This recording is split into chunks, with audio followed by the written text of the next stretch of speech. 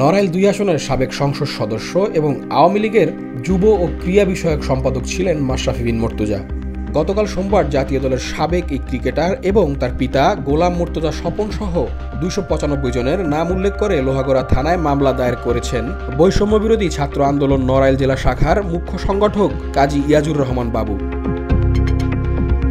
মঙ্গলবার অর্থাৎ ১০ ডিসেম্বর সকালে পুলিশ এ মামলায় ২ জন এজাহারভুক্ত আসামিকে গ্রেপ্তার করে জেল হাজতে পাঠিয়েছে। এই তথ্য নিশ্চিত করেছে লোহাগড়া থানা পুলিশের ভারপ্রাপ্ত কর্মকর্তা ওসি মোহাম্মদ আশিকুর রহমান। তিনি বলেন, এ মামলায় উপজেলা চরকরফা গ্রামের জুন্নু মুন্সি এবং বয়রা গ্রামের জায়েদ শেখ নামে ২ জনকে গ্রেপ্তার করা হয়েছে এবং তাদের জেল হাজতে পাঠানো হয়েছে। মামলায় বাদী অভিযোগ করেছেন, আসামিরা স্বৈরাচার ফ্যাসিস্ট আওয়ামী লীগ সরকারের নড়াইল জেলা শাখায় বিভিন্ন এলাকায় নেতাকর্মী ও গুন্ডা, সন্ত্রাসী, চাঁদাবাজি, খুনি, অস্ত্রধারী ব্যক্তি। গত ৪ আগস্ট বৈষম্য বিরোধী ছাত্র জনতার কর্মসূচি চলাকালে লোহাগড়া সিএনমি চৌরাস্তায় ছাত্র জনতার উপর হামলা করে বেধড়ক মারপিট করে অভিযুক্তরা।